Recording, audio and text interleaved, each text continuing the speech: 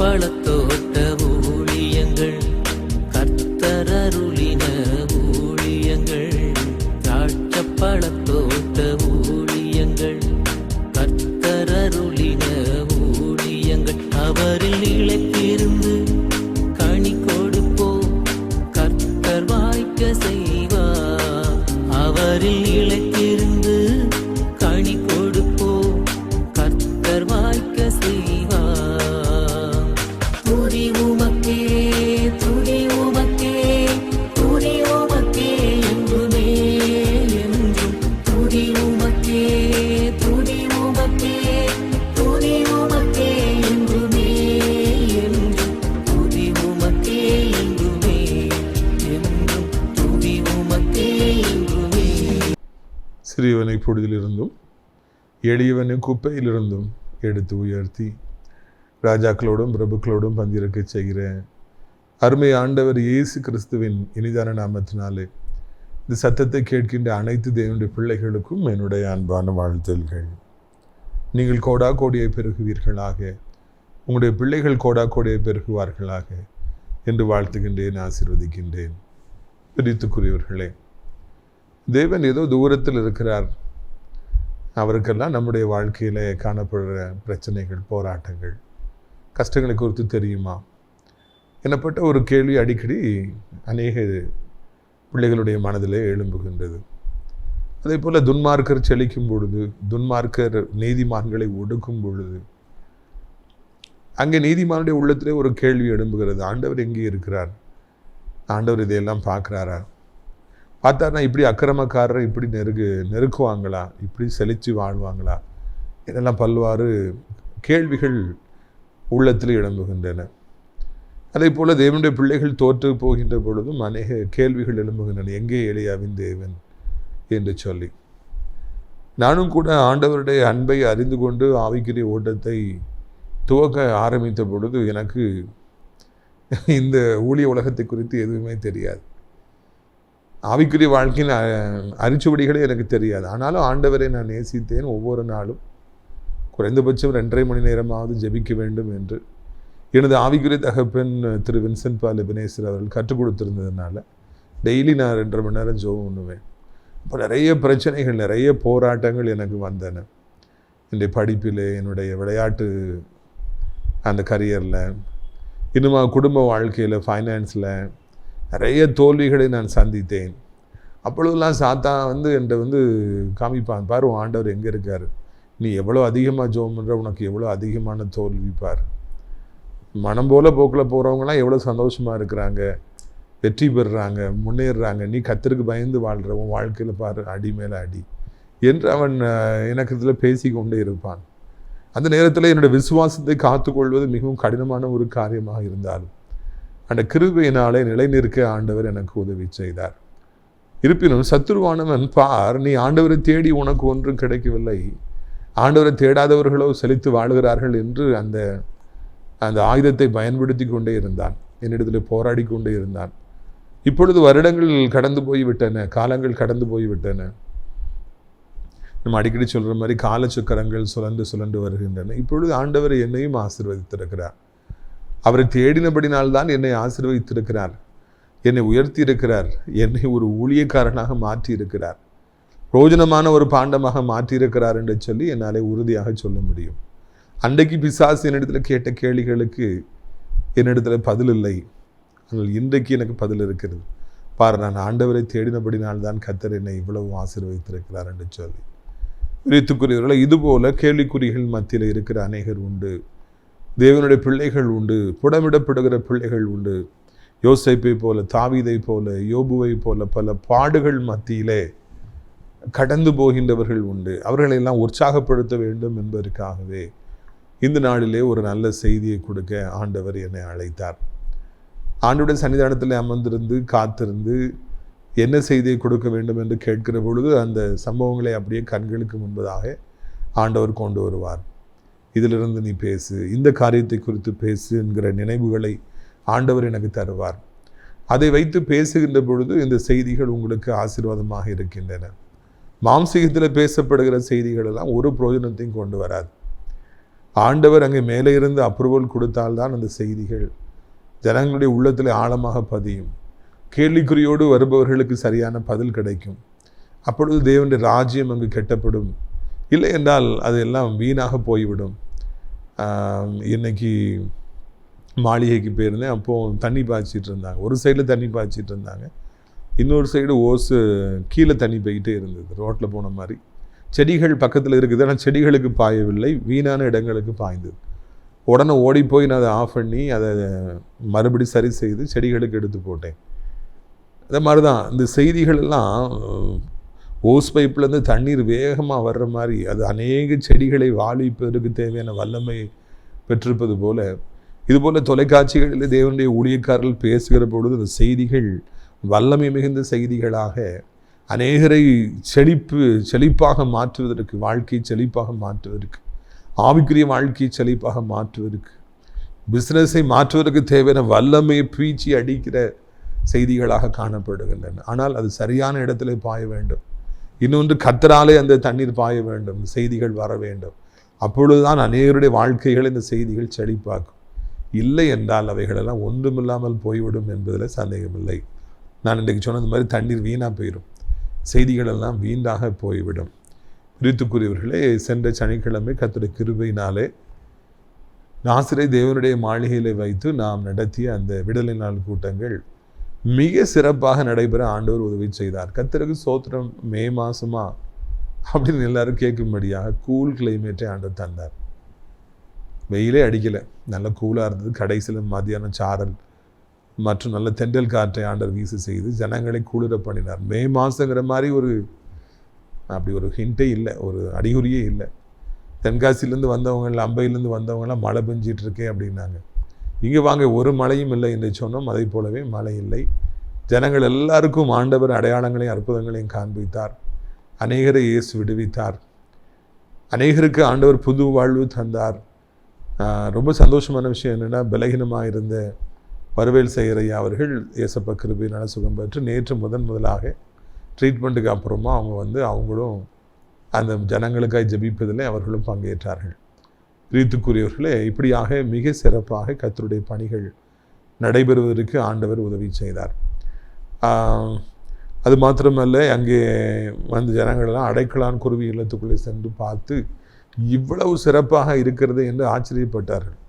மிகப்பெரிய இடம், ஆயிரக்கணக்கில் ஜனங்கள் வராங்க, பெரிய பிரேயர் ஹவுஸ் இருக்குது, ஒட்டி இந்த அடைக்கலான் குருவி என்னப்பட்ட ஆவிக்குரிய முதியோர் இல்லம் இருப்பதை பார்த்து எல்லோரும் சந்தோஷப்பட்டாங்க.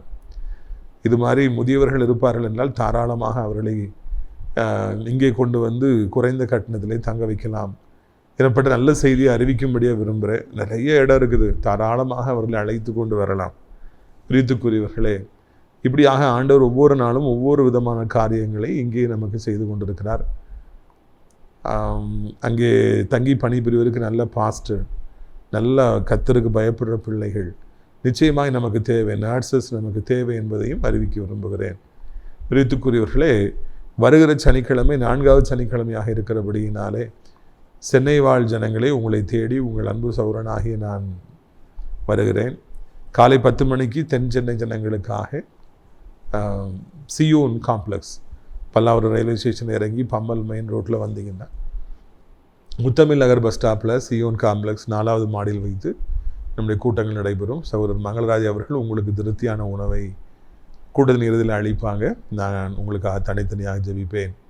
அதுபோல் மாலை 6 மணிக்கு பாலர் கல்வி நிலையம் BKN வில்லியன் டெய்லர் ஹால் உள்ளே வந்தீங்கன்னா லெஃப்ட் எடுத்து நேராக லெஃப்ட் எடுத்து அதில் கடைசியில் ஒரு பில்டிங் இருக்கும், அதுக்கு மேலே ஃபர்ஸ்ட் ஃப்ளோரில் இருக்கும் வில்லியன் டெய்லர் ஹால். 6 மணிக்கு ஆரம்பித்து 8 மணிக்கு முடிஞ்சிடும். நார்ச்சின்ன ஜனங்களெல்லாம் திரளாக பங்கேற்கும்படியாக அன்போடு அழைக்கிறோம். அலெக்ஸ் பெஞ்சமின் அண்ணே உங்களுக்கு நல்ல உணவை அளிப்பாங்க. ஆசீர்வதிக்கப்படும்படியாக உங்களை அன்போடு கூட நான் கேட்டுக்கொள்கிறேன். பிரியத்துக்குரியவர்களே, சென்னையில் இருக்கிற ஜனங்களெல்லாம் விடுதலையின் நாள் கூட்டங்களை இப்போ நல்லா அறிவிங்க. ஆனால் டெய்லி டிவியில் பார்க்குறீங்க. இந்த மே மாதம் லீவு தானே, நீங்கள் வரக்கூடாது என்று உங்களை அன்போடு அழைக்கின்றேன். நீங்கள் பாருங்கள், 1 சாமுவேல் 3வது அதிகாரம் 1 வசனத்திலிருந்து வாசிக்க விரும்புகிறேன். 1 சாமுவேல் 3:1 முதல்.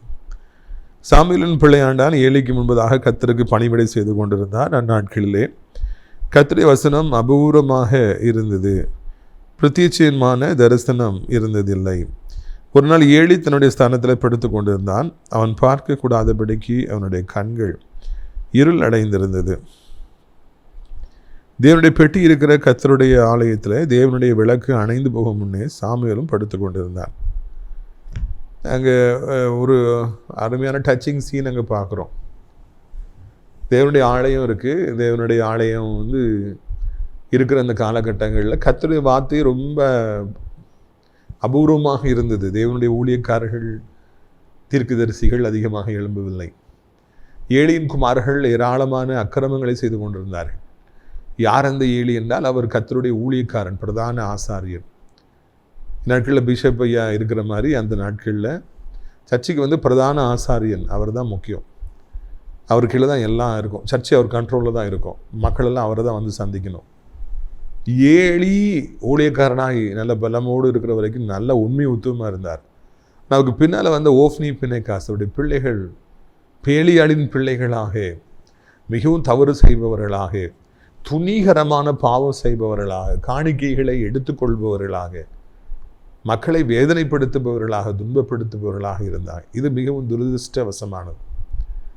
இஸ்ரவேலிலே ஒரு நல்ல பிரதான ஆசாரியனை ஆண்டவர் தந்தார்.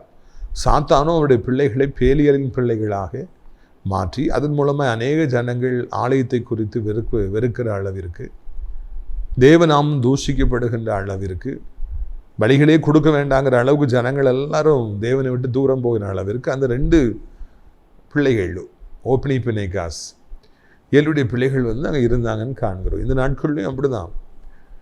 ஏதாவது ஒரு விதத்தில் தேவனுடைய நாமத்தை தூஷிக்க பண்ணணும், இல்லைனா ஜனங்களை ஊழியங்களை வெறுக்க வைக்கணும்னு சொல்லி சாத்தான் இது மாதிரி சில நேரங்களில் நல்ல ஊழியக்காரர்களுக்கு இப்படிப்பட்ட பிள்ளைகளை உருவாக்குகிறான், அவர்களை கெடுக்கிறான், அவர்களை தவறானபடிக்கு நடத்துகிறான். அதனால் மக்கள் எல்லாரும் ஊழியங்களை வெறுக்கிற அளவிற்கு அவன் உடனே ஒரு ட்ரெண்டை உருவாக்குறான். பாரு ஊழியக்காரன் பிள்ளைலாம் எப்படி இருக்காங்க.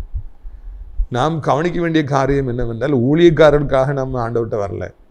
ஊழியக்காரர்கள் பிள்ளைகளை பார்த்து கர்த்தரை வெறுக்க வேண்டிய அவசியம் நமக்கு இல்லை. நாம் பார்க்க வேண்டியது நம்முடைய ஆண்டவர். அவர் தான் நமக்கு எல்லாம்.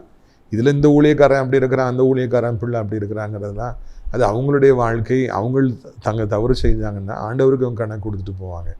நம்ம அதுக்காக சர்ச்சை வெறுக்கிறதோ ஊழியத்தை வெறுக்கிறதோ, நான் போக மாட்டேன்னு சொல்கிறதோ, சிறு பிள்ளைத்தனை அப்படி தான் ட்விஸ்ட் பண்ணணும்னு சொல்லி ஆசைப்படுவான். நம்மளை அழைத்தவர் நம்முடைய ஆண்டவர். நம்ம வாழ்கிறது நம்முடைய ஆண்டவருக்காக. நம்மை தாயின் கருவியில் முன்குறித்தது நம்முடைய ஆண்டவர். அதனால தான் அதில் இப்படி ஒரு சூழ்நிலை தான் அந்த தாயார் அன்னாள் தன் மகன் சாமுவேலை பிள்ளையாண்டானை எத்தனையோ வருடத்துக்கு பிறகு தவமிருந்து பெற்ற அந்த புதல்வனை அங்கே கொண்டு விட்டு போகிறாங்க. பிள்ளைகள் அப்படி இருக்காங்கன்னு அந்த அம்மா கேள்விப்படாமலே இருந்திருப்பாங்க, அவங்களுக்கு தெரியாமலே இருந்திருக்கும்.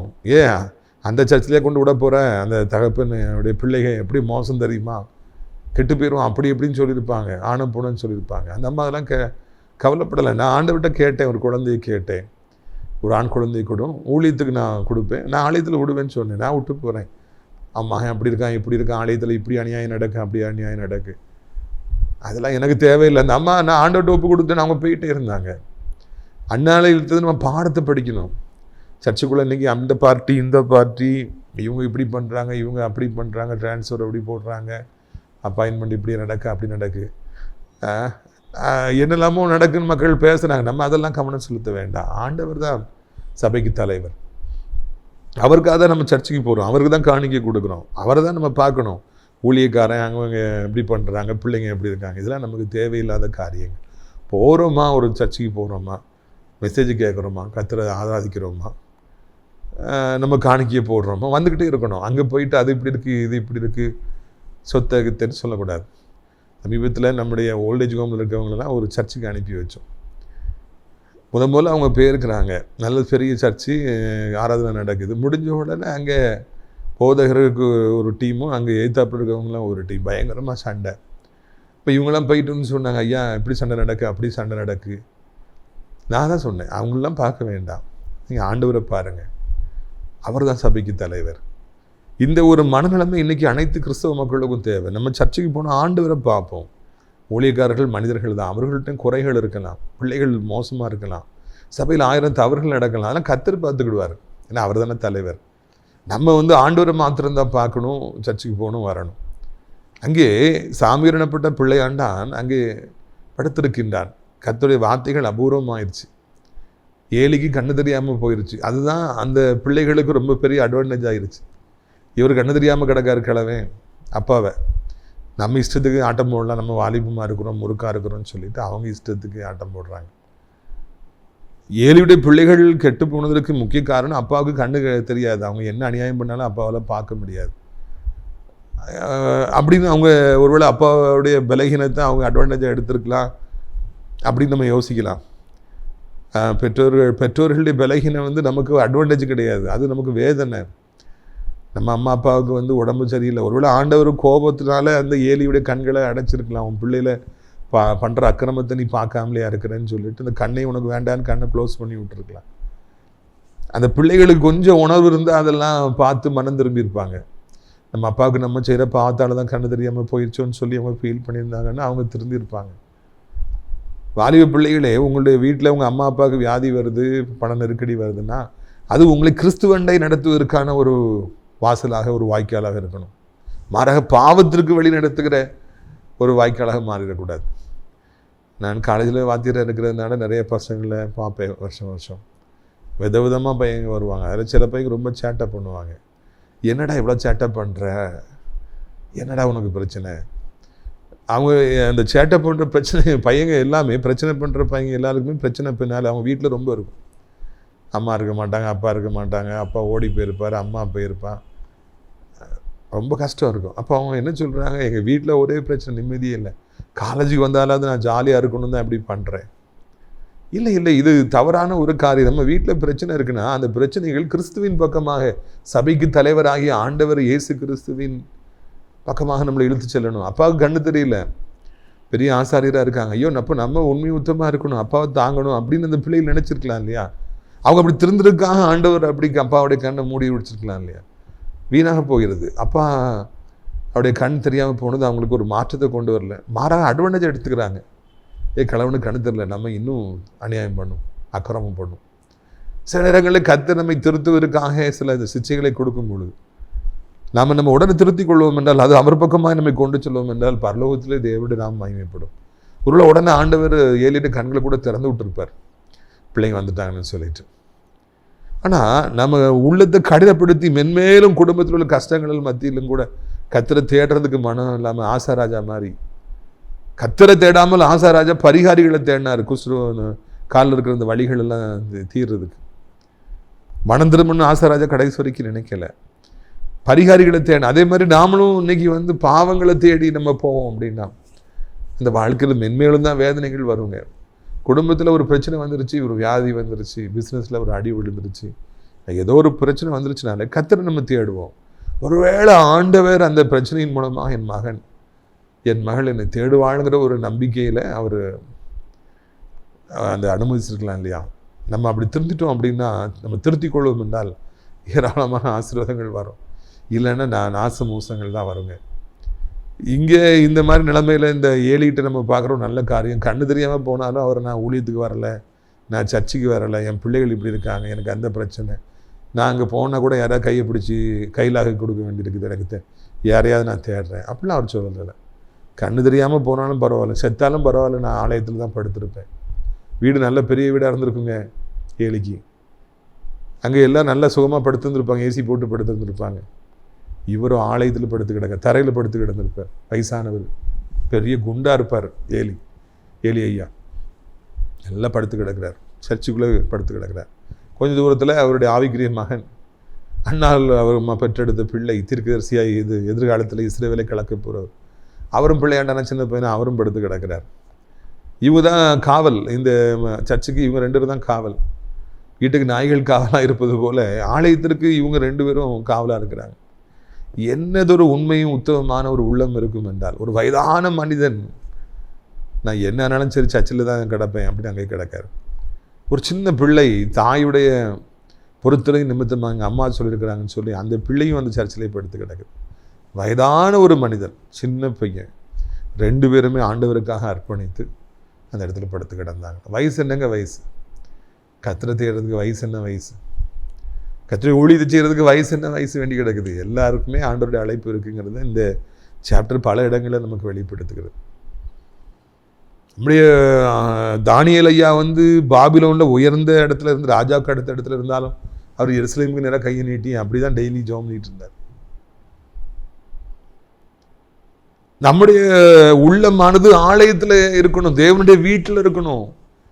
ஏலியுடைய நல்ல குணம்னு அங்கதான் படுத்து கிடப்பேன், செத்தாலும் பரவாயில்ல அங்கதான் கிடப்பேன்னு அவர் கிடந்தார்.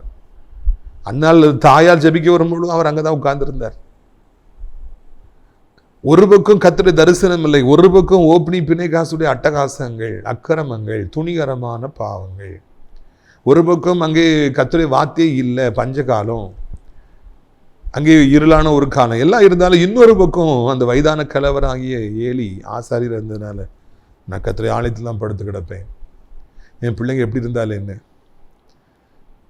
எது எப்படி இருந்தாலும் நான் கர்த்தருக்காக நான் இருப்பேன், நான் உயிருக்கு வரைக்கும் நான் அவருக்காக ஊழியம் செய்வேன். என்ன உத்தமமான எண்ணங்கள் இருப்பதை காண்கிறேன். எவ்வளவோ தேவனுடைய புருஷர்கள் எல்லாம் நமக்கு முன்மாதிரிகளாக இருக்கிறாங்க. அவங்க அங்கே தான் படுத்திருக்கணும்னு சொல்லிட்டு படுத்திருந்தாங்க. அந்த அர்ப்பணிப்பான உள்ளம் இல்லாதபடிக்கு நம்ம ஆலயத்துக்கு வர முடியாது. அர்ப்பணிப்பான ஒரு உள்ளம் இல்லாதபடிக்கு காலை எழுந்து டெய்லி ஜெபம் பண்ண முடியாது. அர்ப்பணிப்பான உள்ளம் இல்லாதபடி ஒரு ஊழியத்தில் நிலைத்திருக்க முடியாது. அர்ப்பணிப்பான ஒரு உள்ளம் இல்லாதபடி ஒரு ஊழியக்காரனுக்கு கடைசி வரைக்கும் செருப்பாக இருக்க முடியாது.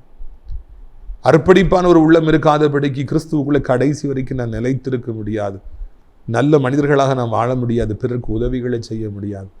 ஏழி நல்ல மனிதனாக பேசிக்க இருந்ததுனால தான் அவர் கடைசி வரைக்கும் ஆலயத்தில் இருந்தார். எது எப்படி இருந்தாலும் ஆலயத்தில் தான் இருப்பேன்னு அவர் கனி கொடுத்து கொண்டிருந்தார். அர்ப்பணிப்பு அங்கே தேவைப்படுகிறது. நம்முடைய மனதில் அர்ப்பணிப்பு இருந்தால் தான் பெற்றோர்களை கடைசி வரைக்கும் நம்ம பாதுகாப்போம். அவங்க பெட்ரிடன் ஆனால் கூட நம்ம அவங்கள பாதுகாப்போம். அர்ப்பணிப்பான உள்ளம் இருக்கும் பொழுது ஒரு புருஷன் தன் மனைவியை கடைசி வரைக்கும் பாதுகாக்கிறான். அர்ப்பணிப்பு அங்கே இருக்கிற பொழுதுதான், அது மேலே ஒரு ஈர்ப்பு இருக்கிற பொழுதுதான், அந்த அர்ப்பணிப்பு உண்மையாக இருக்கிற பொழுதுதான் எல்லாமே நடக்குது. வெள்ளைக்காரங்க அவ்வளோ அர்ப்பணிப்போடு இருந்ததுனால தான் மிஷினரிகளாக வந்தாங்க. சானார்பத்துங்கிற இந்த ஊரை 10 குடும்பங்கள் மாத்திரமே இருந்தது, சின்ன ஊரை நாசரத்தை மாற்றி இன்னைக்கு இவ்வளோ மக்கள் நன்மை பெற்றிருக்கிறாங்க. காரணம் என்னுடைய அர்ப்பணிப்பு. செல்வ செழிப்பாய் வாழ வேண்டிய அந்த வெள்ளைக்கார மிஷினரிகள் இங்கே வெயிலில் அவதிப்பட்டு, கஷ்டப்பட்டு, துன்பப்பட்டு, ரேக்லண்ட் ஐயர்லாம் தொப்பியில் கஞ்சி வாங்கி அதை குடிச்சு, தலையில் வைக்கிற தொப்பி எவ்வளோ அழுக்காக இருந்திருக்கும் அதை குடிச்சு, அப்படிலாம் எத்தனையோ தியாகங்களை செஞ்சாங்க. ஆனாலும் கூட இங்கேயே மறிச்சாங்க, கோதுமை மணிகளை விழுந்தாங்க. காரணம் என்ன? அர்ப்பணிப்பு, ஊழியத்தை குறித்த அர்ப்பணிப்பு. இன்னைக்கு ஊழியத்தில் அப்படி அர்ப்பணிப்பு உள்ள பிள்ளைகள் தேவை. சபைக்கு அவ்வளவு அர்ப்பணிப்பு உள்ளவர்கள் தேவை. என்ன நடந்தாலும் சரி நான் பின்வாங்க மாட்டேன், சபையில் நான் இருப்பேன், இந்த ஊழியத்தில் நான் இருப்பேன், என்ன நடந்தாலும் சரி இந்த ஊழியத்துக்காக நான் உழைப்பேன், இந்த ஊழியத்தை தாங்குவேன். அதைத்தான் ஏலியும் அங்கே சாமுவேல் சொல்லி கொடுக்குறாங்க. அப்படி அவங்க தங்கியிருந்ததுனால என்ன நடக்கு தெரியுமா? அப்படி அவங்க இருக்கிறாங்க, அங்கே விளக்கு அணையில் எல்லாரும் படுத்திருக்கும் பொழுது 4ஆம் வசனத்தை பாருங்கள். அப்பொழுது கர்த்தர் சாமுவேலை கூப்பிட்டார். அதற்கு அவன், இது இருக்கிறேன் என்று சொல்லி ஏலியின் இடத்துல ஓடி, இது இருக்கிறேன், என்னை கூப்பிட்டீரே என்றான். அதுக்கு அவன், நான் கூப்பிடவில்லை, திரும்பி போய் படுத்துக்கொள் என்றான். அவன் போய் படுத்துக்கொண்டான். பார்த்தீங்களா? இப்படி ஒரு சூழ்நிலை இருந்ததுனால தான் இப்படி அர்ப்பணிப்பை பார்த்த ஆண்டவர் ராத்திரி நேரத்தில் உலகமே தூங்கி போன பின்பு அவர் அந்த இடத்துக்கு வரார். ஆண்டவர் வானத்திலேருந்து இறங்கி பூமிக்கு வரார். எங்கே வராரு?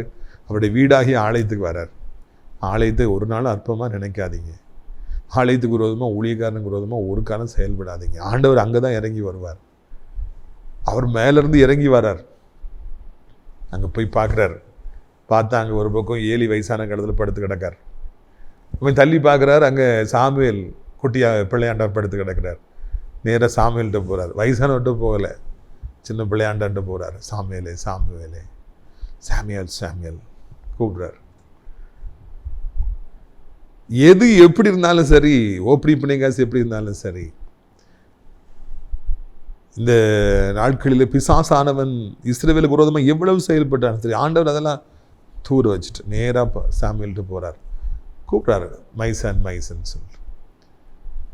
நம்முடைய வாழ்க்கையில் அர்ப்பணிப்போடு நாம் வாழுகிற பொழுது, ஒரு நாள் வரும் பொழுது ஆண்டவர் நம்மை பேர் சொல்லி அழைப்பார். மகனே மகனே என்று அழைப்பார்.